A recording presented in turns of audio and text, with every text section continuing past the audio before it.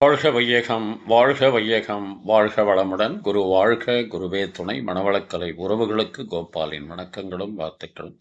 அருட்தந்தை வேதாத்திரி மகேஷனுடைய கவி அனைத்தும் 8 வரி கவிகள் அடங்கியிருக்கும்.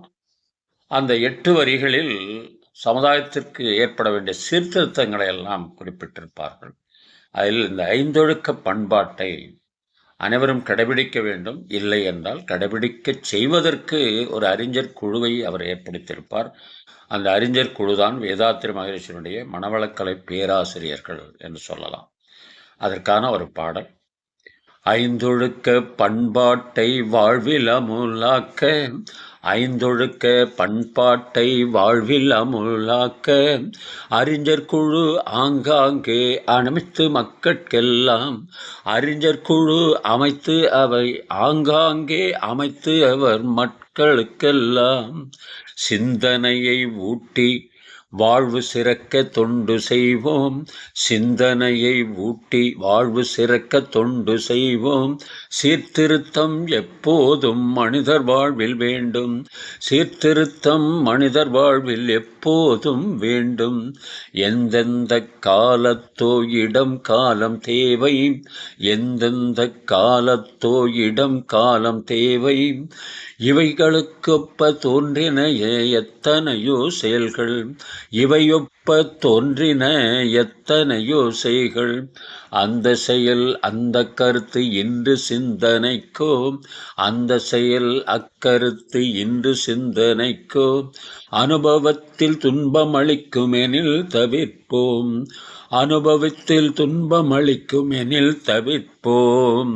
இந்த 5ஒழுக்க பண்பாட்டை உலகமெங்கும் அமல் செய்வதற்காக ஒரு அறிஞர் குழுவை நான் உருவாக்கியிருக்கிறேன். அந்த அறிஞர் குழு வேறு யாருமல்ல, பேராசிரியர்கள், மனவளக்கலை பேராசிரியர்கள். தற்சமயம் 20,000க்கும் மேற்பட்ட பேராசிரியர்களை உருவாக்கி வைத்திருக்கிறது நம்முடைய இயக்குநரகம், ஸ்மார்ட் இயக்குநரகம். அந்த அடிப்படையில் மனிதர் குல வாழ்வில் சீர்திருத்தம் அவ்வப்போது மாறிக்கொண்டே இருக்கணும்.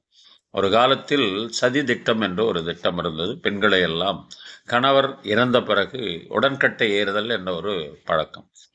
இந்த சீர்திருத்தத்தை ராஜாராம் மோகன் ராய், சமூக சீர்திருத்தவாதின்னு சொல்லுவாங்க அவரை, அவர் கொண்டு வந்து அதை ஒழித்தார் என்று சொல்லப்படுவது. அதுபோல ஒவ்வொரு காலகட்டத்திலேயும் ஒரு மகான் இது மாதிரி சில பண்பாடுகளை சமுதாயத்திற்கு வழங்குகிறார்கள். அந்த அடிப்படையில் வேதாத்திரி மகரிஷி கொடுத்த 5ஒழுக்க பண்பாட்டை ஏற்றிவிட்டு பேசாமல் இருப்பதை விட ஒரு அறிஞர் குழு அமைத்து அவர்கள் மூலமாக சமுதாயத்தில் அதை விதைக்க வேண்டும் என்பது. ஏனென்றால் சீர்திருத்தம் மனிதர்குல வாழ்வில் நிச்சயம் வேண்டும். அப்போதுதான் மனிதன் சிறப்பாக வாழ்வதற்கு அது வழிவகுக்கும். முற்காலத்தில் அந்தந்த சூழ்நிலைகளுக்கேற்ப, மக்களுடைய மனநிலைகளுக்கேற்ப சில சீர்திருத்தங்கள் கொண்டு வந்திருக்கலாம். அவை இப்போது நமக்கு ஏற்புடையதாக அமையுமா என்றால் அனுபவத்திலோ கருத்துக்கோ ஏற்புடையதாக இல்லை என்றால் அதை மாற்றிக்கொள்ளலாம் என்கிறார். அருட்தந்தை வேதாத்திரி மகரிஷி காலத்தில் தவம் நிறைவு செய்தவுடன் ஓம் சாந்தி சாந்தி சாந்தி என்று நான் கூறிக்கொண்டிருந்தோம். சமீபத்தில் 2010 அருட்தந்தை வேதாத்திரி மகரிஷியினுடைய 100ஆண்டு விழா நடந்தபோது இப்போது இருக்கிற அந்த நேரத்தில் ஆண்டு கொண்டிருந்த அரசியல் அமைப்பை சார்ந்தவர்கள் அமைதி அமைதி என்று சொல்லச் செய்தார்கள். அது ஒரு சிலருக்கு நெருடலாக இருந்தாலும் சீர்திருத்தத்தை கொண்டு வரும்போது சில மனசு கருத்து வேறுபாடு வரத்தான் செய்யும். ஆனால் அது இப்போது நடைமுறைக்கு வந்துவிட்டதல்லவா, அதுபோல அது கருத்திற்கோ அனுபவத்திலோ துன்பம் அளிக்கும் எனில் தவிர்ப்போம் என்கிறார். அதுதான் இன்றைய சிந்தனையாக எடுத்துக்கொள்வோம். ஒவ்வொரு காலத்திலும் ஒரு பண்பாடு வரும்போது அந்த பண்பாட்டை நாம் தான் கொண்டு போய் மக்களுக்கு சேர்க்க வேண்டும் என்ற அடிப்படையில் அந்த கவியை எழுதியிருப்பார் அருட்தந்தை வேதாத்திரி மகரிஷி அவர்கள். ஒரு பாடல் நினைவுக்கு வருகிறது. நல்ல நல்ல நிலம் பார்த்து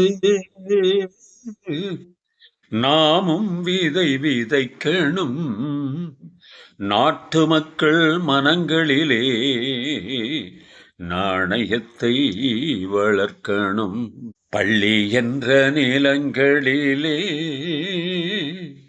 கல்விதனை விதைக்கணும், பிள்ளைகளை சீர்திருத்தி பெரியவர்கள் ஆக்கணும். பார் முழுதும் மனித கூல பண்புதனை விதைத்து பாமரர்கள் நெஞ்சத்திலே பகுத்தறிவை வளர்த்து போர் முறையை கொண்டவர்க்கு நேர்முறையை விதைத்து சீர்வளர தினமும் சிநேகமதை வளர்த்து பெற்ற திருநாட்டினிலே பற்றுதனை விதைக்கணும், பற்றுதனை விதைத்து விட்டு நல்ல ஒற்றுமையை வளர்க்கணும்.